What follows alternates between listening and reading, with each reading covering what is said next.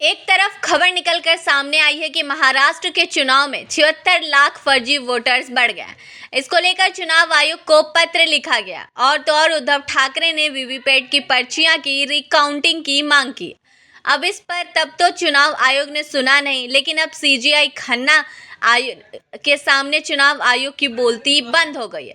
आपको बता दें, सुप्रीम कोर्ट में सुनवाई हुई है और सुनवाई के दौरान सुप्रीम कोर्ट ने साफ कह दिया है कि जिस तरीके से वोटर्स की संख्या चुनाव आयोग ने बढ़ाई है, यह चिंता का विषय है। इतना ही नहीं, सीजीआई संजीव खन्ना की तरफ से चुनाव आयोग को नोटिस जारी कर दिया गया और 3 हफ्ते में जवाब तलब किया जा रहा।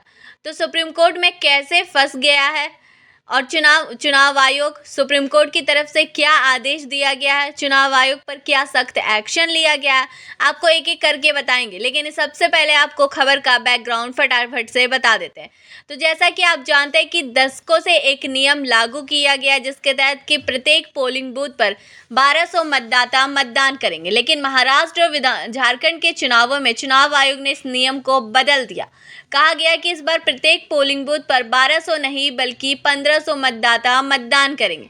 अब इसी को लेकर बवाल खड़ा हो गया। आपको बता दूं, सुप्रीम कोर्ट में याचिका दाखिल की गई है और यह याचिका किसी और ने नहीं बल्कि कांग्रेस के वरिष्ठ नेता और सुप्रीम कोर्ट के वरिष्ठ वकील अभिषेक मनु सिंघवी ने दाखिल की है। और अभिषेक मनु सिंघवी ने इस याचिका को दाखिल करते हुए जो दलील दी है, उसके बाद से चुनाव आयोग फुल एक्सपोज होता हुआ नजर आ रहा है। आपको बता दें, अभिषेक मनु सिंघवी ने बाकायदा चुनाव आयोग के इस बदलाव के नियम को सुप्रीम कोर्ट में पढ़ा और पढ़ते हुए साफ साफ कह दिया है कि जो चुनाव आयोग ने किया है यह बिल्कुल भी तर्कसंगत नहीं है।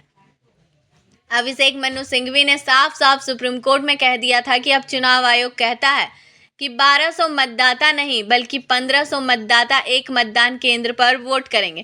पहली बात, और दूसरा, जब 1500 से ज़्यादा होंगे तभी नया मतदान केंद्र बनाया जाएगा। यह कैसे हो सकता है? 1200 वोटर्स को यह लोग ढंग से वोटिंग एक पोलिंग बूथ पर करवा नहीं पाते, आखिर 1500 को कैसे करवा पाएंगे? वैसे मैं भी आपको बता दूं कि इस याचिका में जो दलीलें दी गई है, उसके बाद से चुनाव आयोग की बोलती बंद हो गई है। याचिका में साफ साफ कह दिया गया है कि जिस तरीके से चुनाव आयोग ने 1200 से संख्या बढ़ाकर 1500 कर दी है, इसके पीछे कोई तर्क नहीं दिया गया।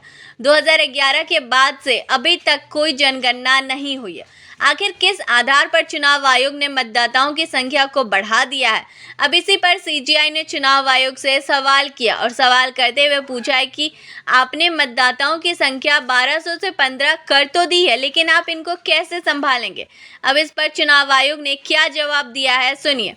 देखिए, लाइव लॉ की खबर में लिखा है कि सीजीआई ने ईसीआई से पूछा कि अगर मतदान केंद्र पर 1500 से अधिक लोग आते हैं तो स्थिति को कैसे संभाला जाएगा। इसी पर सीजीआई की ओर से पेशेवर सीनियर एडवोकेट मन्नू सिंह ने तर्क देते हुए कहा कि मतदान केंद्र 2019 से मतदाताओं की बढ़ी हुई संख्या को समायोजित कर रहे हैं।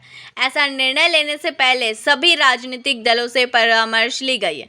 तो राजनीतिक दलों से पूछा गया है, उसके बाद 1200 से संख्या 1500 की गई है। अब किस राजनीतिक दल से पूछा गया, सवाल तो इसी बात को लेकर खड़ा होता है। आपको बता दें, इंडिया गठबंधन लगातार इसका विरोध कर रहा है, फिर भी मतदाताओं की संख्या को बढ़ा दिया गया है।